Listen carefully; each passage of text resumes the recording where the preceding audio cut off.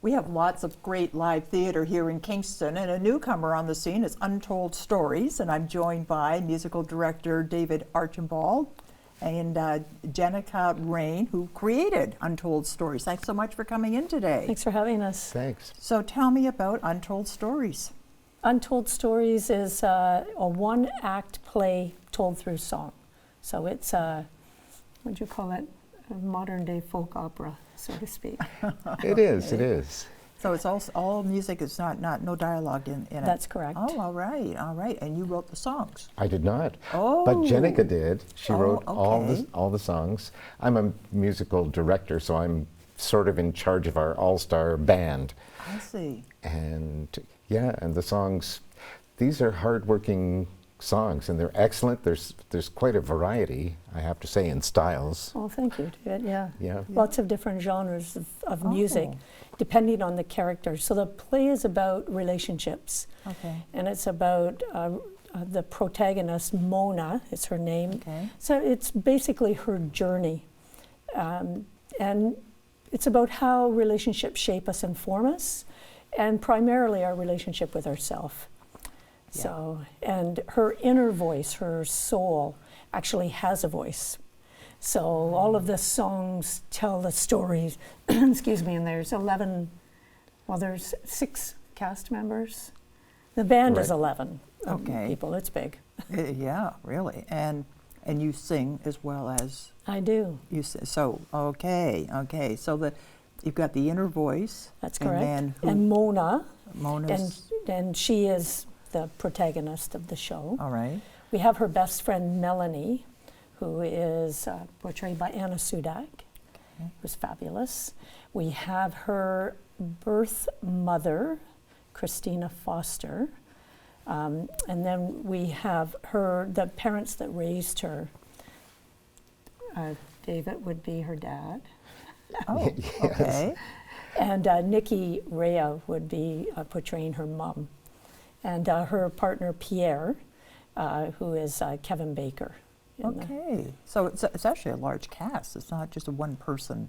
It's a large cast on top of a big band. It is. Whoa, It is. it's a lot to coordinate. Yes. Yeah, really. So of the voices, which one is closest to reality with Mona? Well, we all have an inner voice. We do. And if we don't follow our inner voice, then we can get into trouble sometimes. So this is about her inner voice speaking. And so it comes out and it's kind of rock and roll. And it's a really interesting story. It sounds like it, yeah. It's funny when you talk about listening to your inner voice, but then our inner voice is way more critical than anyone else would ever be with us. You know, like, That's true. You know, when you think about it, if you drop something, you say to yourself, "Oh, I'm so clumsy," and if you do something and you say, "Oh, that was stupid," I'm so stupid. No one else would ever say you're clumsy and you're stupid. True enough. But we do it to ourselves all the time. Yeah. Our own worst critics. Aren't we, though? Yeah. Maybe we should start saying when you talk to yourself, what's your language? I mean, really, when you think about it. True enough. Really, yeah. So the birth mother, how does she? So the birth mother, Mona is adopted at the age of 5. So she's already formed in her personality. Okay. And the couple that adopt her, Bill and Irene, are fabulous. And they bring her into their family. They raise her and let her be herself. So the play basically starts at the end when she's watching her partner leave, and he's leaving her. And she's upset, obviously, so she goes home to her mom. And her mom tells her a story about what she was like as a little girl. And then her inner voice sort of wakes her up in the night and reminds her that change is inevitable. So it doesn't quite say it like that. But that's the point. Yeah, and then it kind of goes back into time in her memory where she remembers her dad singing her a song as she's off to university. Full of good advice. Yes. Okay. From his point of view. Of course, Yeah. yes, of course. Yeah, and then, I think when we're that age, we tend to think, what do our parents know? And then after, Exactly. you get into your 30s, you realize they knew a few things, didn't they? Yeah, I think we all go exactly. through that. Yeah.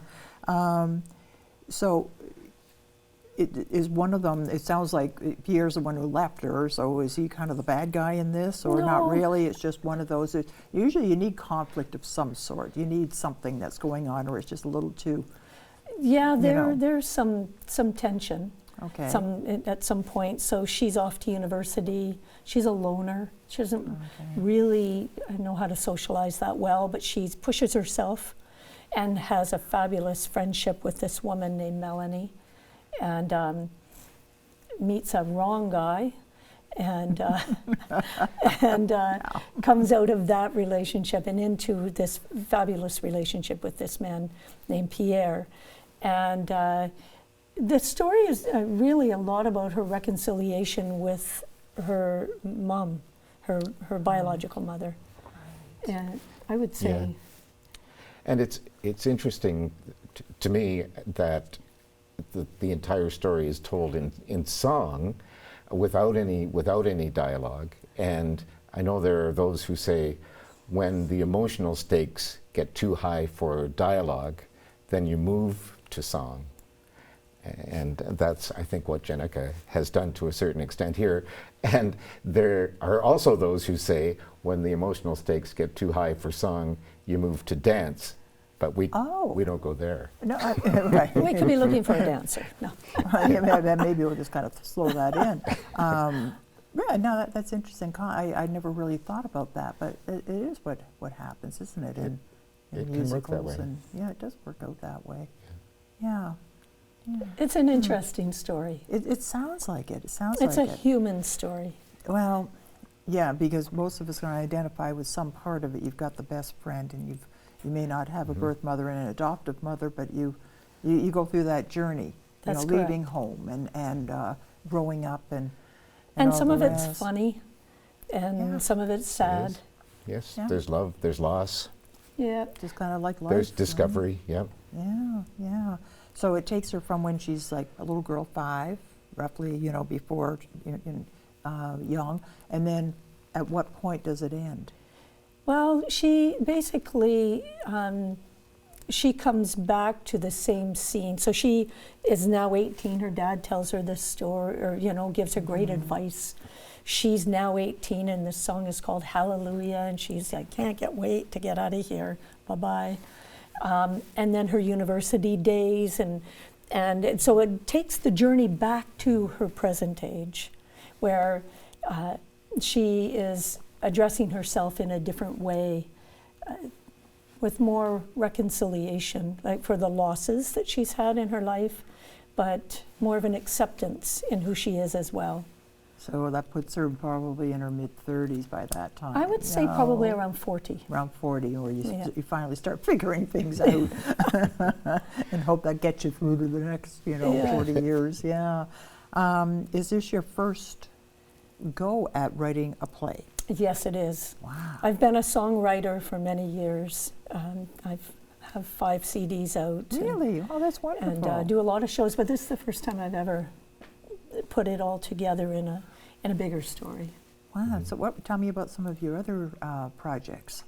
I put a CD out in 1999 called Hall of Memories.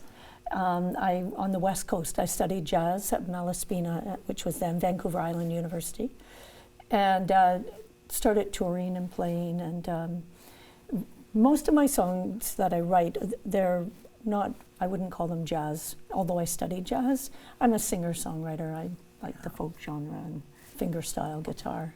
Great. And how did you two meet to collaborate on this? Well, we have a mutual friend named Duncan Holt, who is a fabulous drummer in town and farther afield.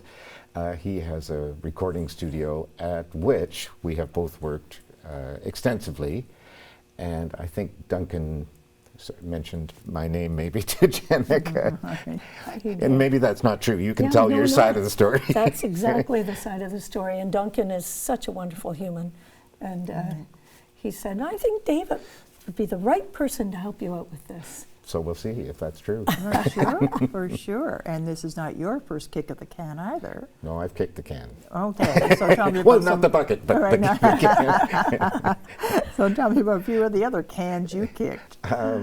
Well, I've done a bunch of work for young audiences. So I've written for and performed on Sesame Street in New York, and Mr. Dress Up. I'm sure you remember Mr. Dress Up. Sure. And I've done a number of musicals with theater companies like the Blythe Festival and Theater Calgary and Persephone and in Saskatoon, Thousand Islands Playhouse nearby. Yep. Yeah. Right, So right. just try to keep busy. Maybe right, yeah. Keep you out of the pool halls and all the rest, right? Yeah, keep you busy. Yeah, no, it sounds like a wonderful collaboration. It sounds like a fascinating play. Tell me where we can get tickets. Where is it going to be? When is it going to be? Give me the details. Sure. Brian's Record Option on Princess Street in Kingston has some tickets to the evening show. And you could go to my website at www.jenicarayne.com, and there will be information there on where to get tickets and information about the play. And it's at the Domino Theatre. That's correct. And that is on Church? Church Street. That's right, just in Portsmouth That's correct. Yes. sort of area. And tickets are how much? $20. $20. That's reasonable. Bargain. Bargain, absolutely. And when? It is April the 8th, That's which is a over Saturday. That's like Easter Saturday. That's Easter Easter Saturday. Saturday. Okay, and it is at 2:30 and 7:30, All righty. 2 shows. I hope you have a couple of sellouts there. Thank you. And thanks so Thanks. much for coming in today. Yeah, thank you very much. Thanks, Donna.